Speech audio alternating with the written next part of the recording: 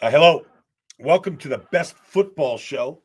It's on your free Odyssey app. You can download it, like it, subscribe it. I'm here every day, especially leading up to the draft and probably immediately after the draft, just kind of analyzing what teams have done.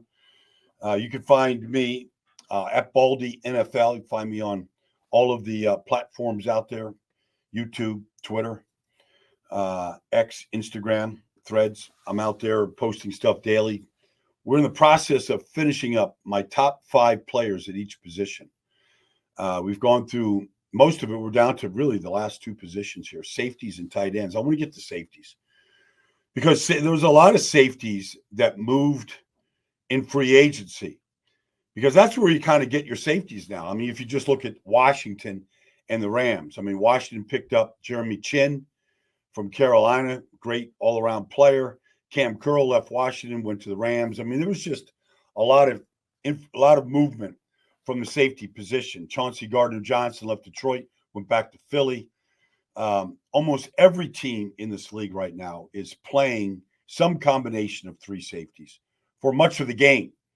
And so Detroit had a lot of success last year with their safeties in the variety of roles, a box safety to deep safeties. You kind of see similar type things in college, just as a hard position to project, just because of the demands, in the NFL versus the college game. College game is all spread, safeties are spread, they're covering, and so they're doing a lot of different things. But my top five safeties start with the University of Minnesota's Tyler Nubin.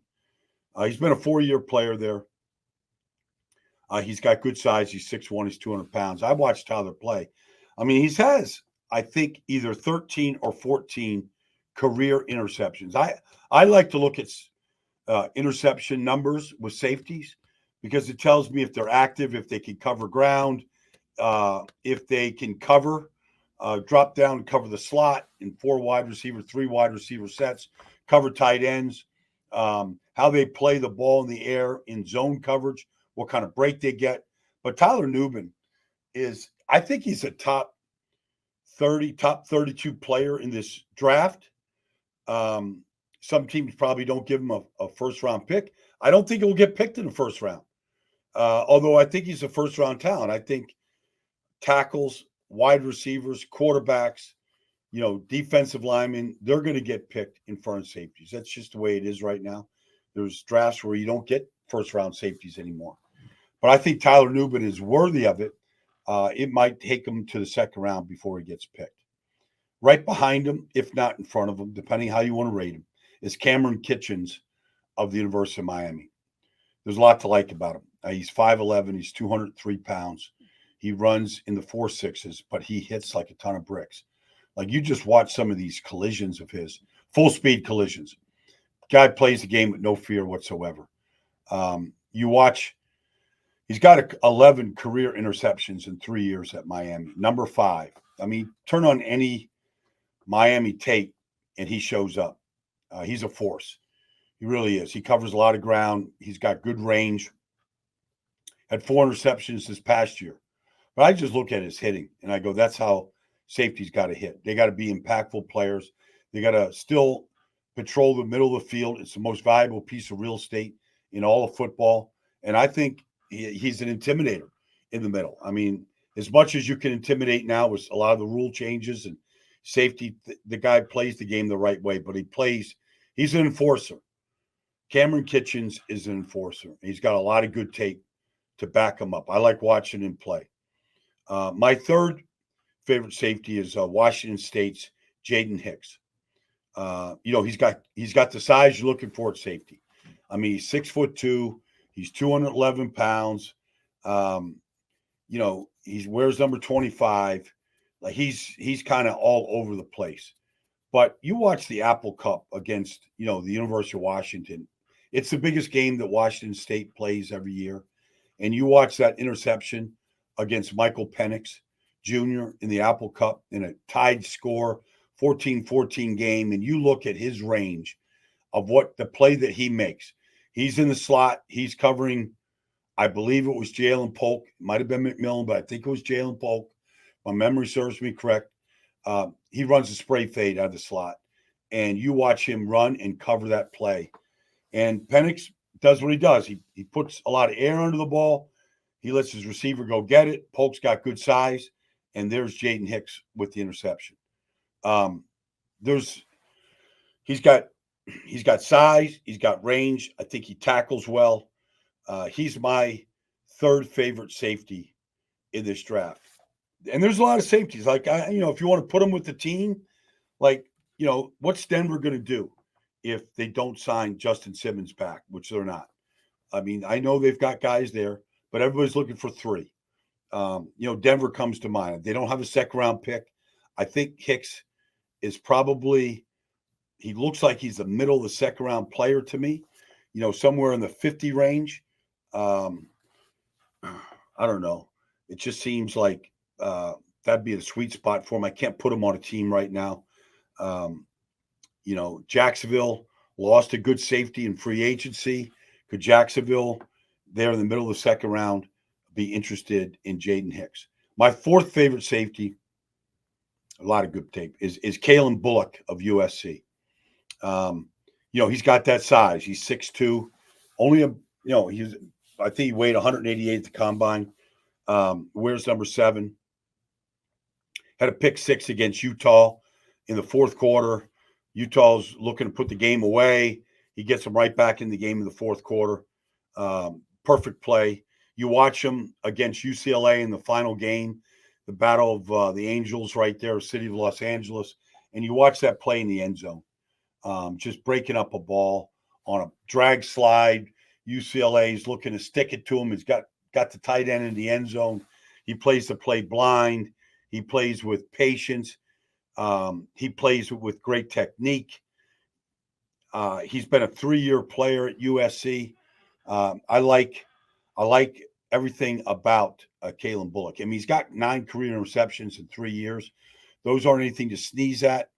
I think he's earned those interceptions, but I think he's a real prospect. And look, I don't know where he's going to go. If he's going to go in, from anywhere from the middle of the second round to the middle of the third round, seems like that'd be a good spot for Calen Bullock. Maybe top of the third round. I think there's be a lot of interest for him. And then look, I think there's a lot of safeties that can kind of get bunched up, but I have this sweet spot for Texas Tech, Dadrion Taylor-Demerson. I was kind of tipped off by a personnel director for one of the teams. Like, just go take a look at him, Baldy. He's got 10 career interceptions. He's not the biggest safety. He's 5'10", almost 200 pounds, but he runs in the 4.4s, low 4.4s. And then you watch him play at Texas Tech. I know they've got Owens there. He's kind of rated higher than him, but Dadrion Taylor-Demerson, you watch his range and how he flies to the football. Then you watch him drop down and, cover tight ends and cover slot receivers.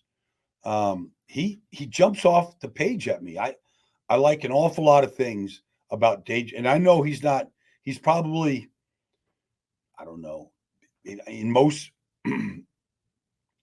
if I had to give him a grade because of his size, you'd probably say, or you'd probably give him a 5th or 6th round grade, but I think he could go higher.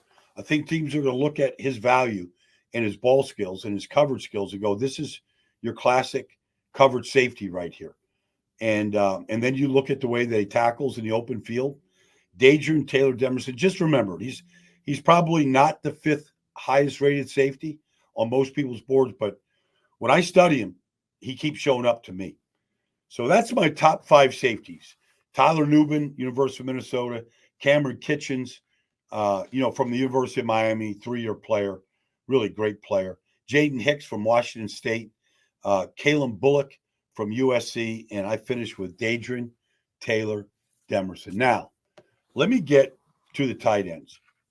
All right, because tight ends, when they get drafted high, the way Brock Bowers, who's at the very top of the list, is, when they get drafted high, they can be overdrafted. Eric Ebron comes to mind. Vernon Davis comes to mind. You look at Kyle Pitts and what he has done with the 4th pick in the draft. They said he was going to be a generational player. Well, he hasn't been. I just don't think he's been used properly. If you draft a tight end in the top 10, like TJ Hawkinson was, and Detroit gave up on him, but Minnesota likes him, it's because you're not using him properly. And Brock Bowers can be drafted in the top 10 for sure. He could go as high as number 5 to the Los Angeles Chargers. There's no question about it. His blocking is much better than what anybody wants to acknowledge. When I met him and saw him at the Super Bowl this year, I saw him on the stage next to Rob Gronkowski, and he looked like a little kid next to Gronk. Like doesn't have the size of the wingspan of Rob Gronkowski, but nobody really does. Nobody's 6'7", and Gronk's down in weight now, but nobody's 6'7", 260 like Gronk was and could block like that. But Brock Bowers at 6'3", 243 pounds, and he's been a 3-year player for Georgia, won 2 national championships. Like, the guy is an unbelievable playmaker. If the Jets take him at 10, it's not too high. If the Chargers take him at 5, it's not too high. If the Broncos take him at 12, it's not too high. But here's what you're getting. I think he's a good inline blocker because he's just so explosive. He explodes into his man. But you watch his catches. You watch his ability to adjust to the ball in the air. His one-handed catches. Like, if you want, just go on YouTube and just watch what he does. He's a phenomenal player. He's averaging almost 15 yards a catch on his career. Brock Bowers at the top of the list. I don't think he gets outside the top 15, but if they take him inside the top 15, have a plan for Brock. Like, he's not just like, I feel like sometimes George Kittle, they don't have a plan for him with the 49ers. Now, he's been much more productive with Brock Purdy at quarterback than he was with Jimmy Garoppolo. But it's not like they call a lot of plays for him. He gets a lot of when things break down, they get George. He's the second option. But, he's a 5th-round pick that has grown into his body and has become a dominant player because of what he's like after the catch. And that's what Bowers is. He is awesome after the catch. My second favorite tight end is Ben Sinnott from Kansas State. Now, there's a lot of tight ends that kind of fit in the range and the style of play that Ben Sinnott, Kansas State played. They look like your classic H-back. They don't line up at a true Y formation. They're in motion a lot. They're off the ball in the slot, off the ball away from the offensive tackle. They're in motion. That's how they kind of run their routes from that position. They seal the edge in the run game like that. But Ben Sinnott has got 80 catches and 10 touchdowns the last 2 years. He had he looks like a second-round pick to me. He's 6'4", almost 6'4". He's 250 pounds, and he runs really well. He runs under a 4.7. He kind of looks like one of those guys like Kittle. Could he get bigger and stronger? But yeah, you just keep growing and getting stronger and become a true Y. It's possible. My third favorite tight end is Jatavian Sanders from the University of Texas. He wears number 0. He's caught 99 balls in 7 touchdowns in just the last 2 years. He's the same style of tight end that Ben Sinnott is. He's an off the ball, F back, H back, move tight end, flex tight end. They don't line him up often at the end of the line of scrimmage next to the tackle. They back him off, slot position, yard off the ball. But he runs well.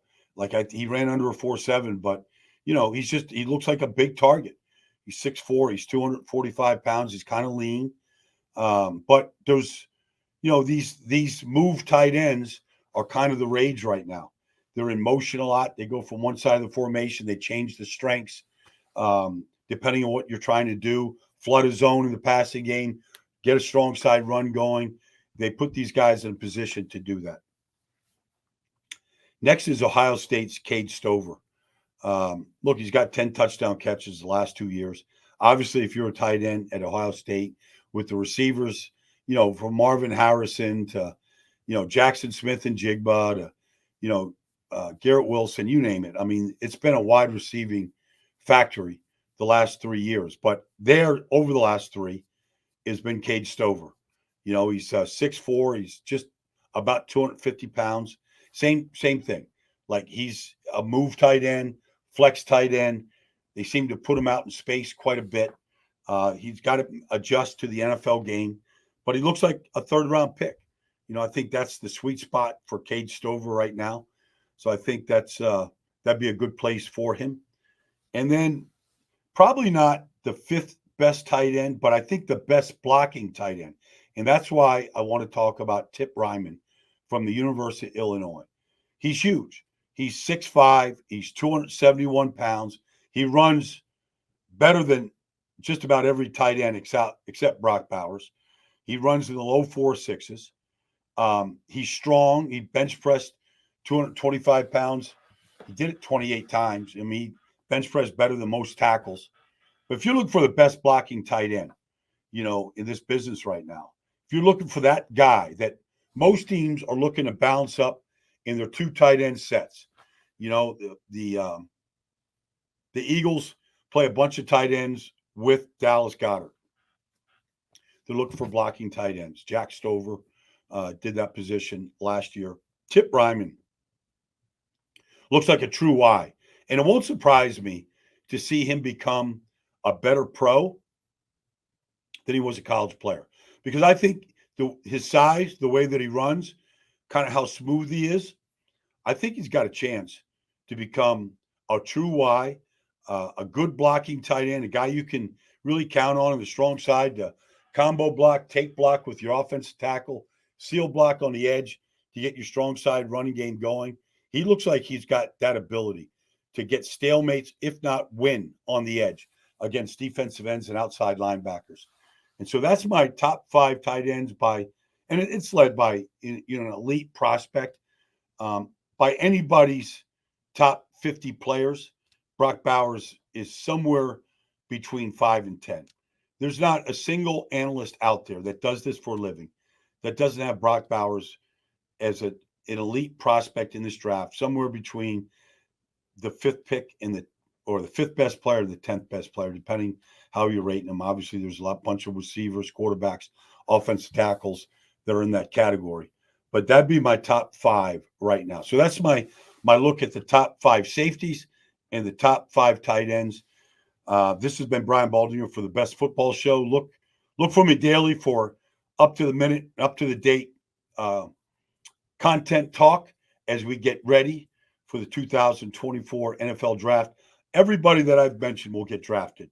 The top 5 safeties and tight ends. I'm looking forward to talking about many of these players as we will review the draft when it gets completed on April 27th, live from Detroit. Thanks for joining me, everybody. Look forward to talking to you soon.